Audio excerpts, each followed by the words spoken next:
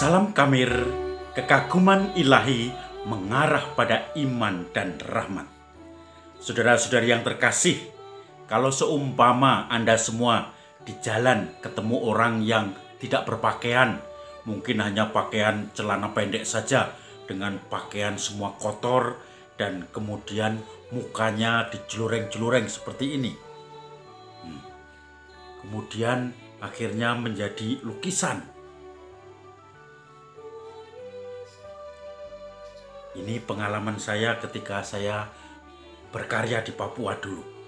Kemudian dia berteriak-teriak bahwa bertobatlah, kerajaan Allah sudah dekat. Bertobatlah.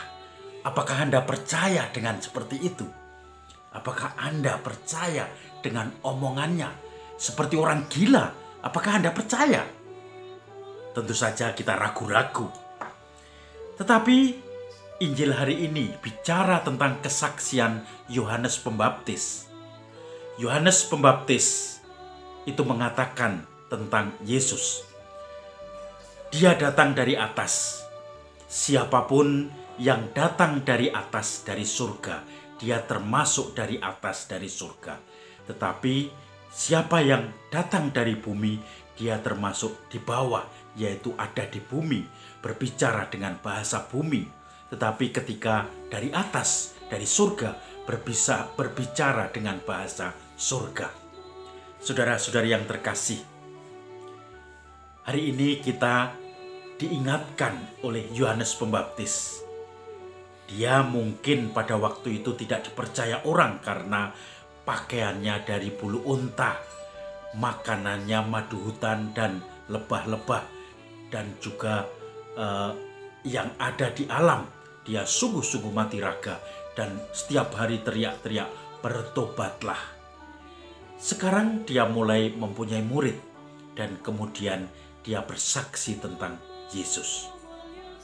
Memang Yesus itu berasal dari surga, dari atas.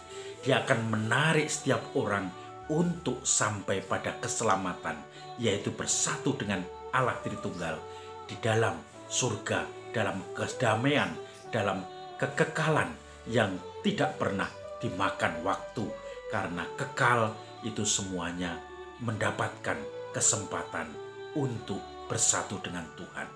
Saudara-saudari yang terkasih, Yohanes Pembaptis juga menekankan mereka yang tidak percaya akan mendapatkan hukuman. Bagaimana mungkin dia yang datang dari atas dari surga dan banyak orang tidak percaya kepadanya? Bagaimana mungkin orang-orang itu lebih percaya pada bahasa dari bawah, pada janji-janji dari bawah, yaitu dari bumi, tetapi tidak percaya pada terang yang datang dari atas yang dijanjikan oleh Tuhan sendiri.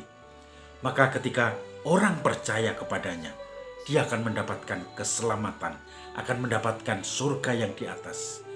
Maka saudara-saudari yang terkasih, memang yang menarik itu adalah bahasa-bahasa dunia. Bahasa-bahasa di mana menjanjikan kesuksesan secara instan.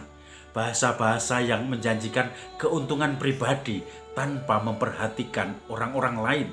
Bahasa-bahasa di mana orang tidak pernah menunjukkan empati kepada orang lain, tetapi selalu berpikir, apa untungnya bagi saya?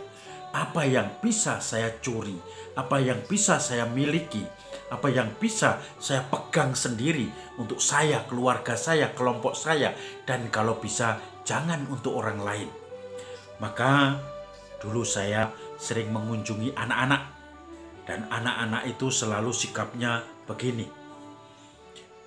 Tangannya kenceng rapat, bahkan ketika sudah besar sedikit, semua dipegang untuk dimasukkan ke mulutnya, dimakan, semuanya untuk sendiri.